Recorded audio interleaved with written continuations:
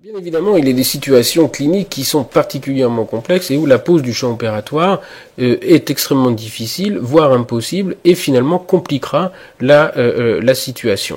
Et bien dans ce cas, comme sur ce cas clinique qui illustre parfaitement la difficulté de la pose du champ opératoire sur une dent très abîmée, eh bien on se posera la question de savoir si la conservation de cette dent à long terme est possible et a un intérêt. Effectivement, si à ce stade-là on ne peut pas poser le clamp dans de bonnes conditions, eh bien, qu'en sera-t-il de la reconstitution coronaire post-opératoire à long terme? Deuxième chose, est-ce que des traitements complémentaires permettraient de conserver cette dent à long terme? Par exemple ici un aménagement parodontal permettant une élongation coronaire. Eh bien si oui, pourquoi envisager cette élongation coronaire dans un second temps et ne pas l'envisager dans un premier temps de façon à optimiser les chances de succès du traitement endodontique? Il est souvent avancé par les détracteurs de ce type d'approche de dire que le traitement endodontique est majoritairement la cause des échecs à moyen et long terme, et donc envisager une élongation coronaire à ce stade-là sur une dent dont le traitement endodontique ou le retraitement est hasardeux, eh bien pourrait être considéré du surtraitement dans le cas où l'échec endodontique condamnerait l'issue de la dent. À ceci, on peut donc répondre que de toute façon, en l'état, la reconstitution coronaire, qui est un des piliers de l'étanchéité et donc de l'absence de percolation bactérienne secondaire, et donc du taux de succès, eh bien si cette reconstitution coronaire n'est pas possible, le traitement endodontique ira de toute façon à l'échec. Et donc dans la pose du plan de traitement, eh bien on se posera vraiment la question si à partir du moment où le champ opératoire n'est pas possible ou facile à poser, pourra-t-on reconstituer la dent dans de bonnes conditions? Bien évidemment, nous avons des artifices qui nous permettent de trouver un compromis entre les deux, c'est-à-dire que éventuellement se dire on n'est pas sûr sur le traitement endodontique, donc on va quand même reprendre le traitement et envisager l'élongation coronaire secondairement, mais encore une fois, il est hors de question d'intervenir dans des conditions telles que celle-ci sans passer par une phase pré-endodontique qui va consister à reconstituer la dent et permettre la pose du champ opératoire et de réaliser une cavité d'accès dans de bonnes conditions. Avec un petit peu de sens clinique et d'habitude, eh bien on s'aperçoit qu'il est possible de retourner une situation qui était complexe et voire parfois hasardeuse, et simplement par une reconstitution ici telle que avec la technique de la bague de cuivre, eh bien il est possible de remettre la dent dans un contexte technique et clinique favorable qui permet d'envisager le traitement. Cette dent reconstituée avec un verrinomère et une bague de cuivre est exactement la même que précédemment. Une élongation coronaire n'a pas encore été envisagée à ce stade-là, et simplement, eh bien, on a utilisé la bague de cuivre comme une matrice permanente que l'on a remplie de verrinomère. Le champ opératoire a pu être posé avec un clamp conventionnel. La cavité d'accès réalisé maintenant à 4 parois permet d'obtenir un réservoir de solution d'irrigation permanente, et le traitement endodontique va pouvoir être réalisé dans de bonnes conditions. Donc, avant de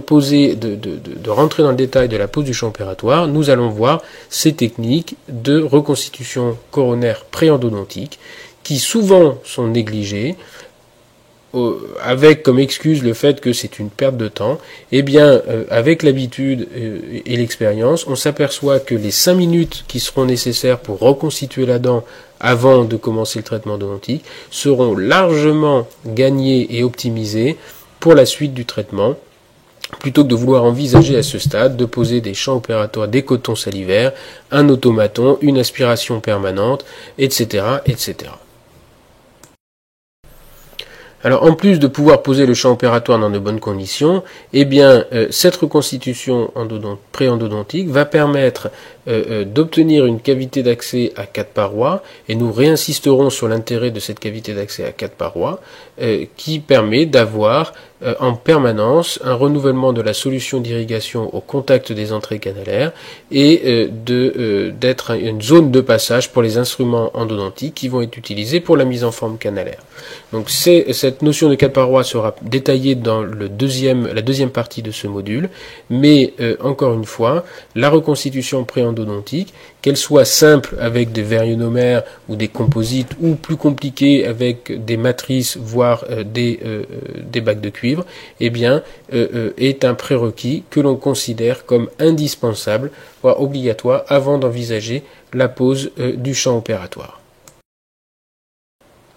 Dans les cas les plus simples, eh bien, la reconstitution pré-endodontique va ressembler de très près à une reconstitution conventionnelle, à la différence près que l'on ne s'attardera pas sur l'adaptation marginale parfaite, ni sur la reconstitution des sillons ou de l'anatomie de la dent, mais on va créer une boîte avec un système de matrice et utiliser un matériau d'obturation. Alors, sur le cas présenté ici sur une prémolaire, on voit que la cuspide palatine de cette dent n'existe plus. Il nous reste la cuspide vestibulaire. Je dirais même qu'à ce stade-là, c'est un cas limite de reconstitution pré-endodontique classique. Une bague de cuivre aurait été préférable, mais en l'occurrence, cette dent a été utilisée pour iconographier cette technique, et vous voyez sur la diapositive de droite que cette technique a rempli ses effets. Eh bien, très simplement, il convient dans un premier temps de nettoyer toute la carie et éliminer si possible l'ensemble des matériaux de restauration coronaire. Dans un deuxième temps, on place une matrice. Ici, c'est une matrice type Toffelmir. Dorénavant, nous préférons les matrices de Dentsply qui n'ont pas besoin d'automatrice et de porte-matrice, mais qui sont auto-serrantes. Mais globalement, il n'y a pas de matériel très spécifique. Toute possibilité d'emboxer la dent et d'utiliser éventuellement des coins de bois dans la zone interdentaire, eh bien, toutes ces matrices sont indiquées. Une fois ce cerclage obtenu, eh bien, soit la dent est remplie ici d'un vérionomère injecté. Personnellement, je préfère le Fuji 9 pour différentes raisons, mais tous les vérionomères qui ont une véritable adhésion à la dentine peuvent faire l'affaire. Dans des cas un petit peu plus avancés, tels que l'on aurait pu le faire ici, eh bien, il est tout à fait possible d'utiliser un composite collé. On utilisera dans ce cas un composite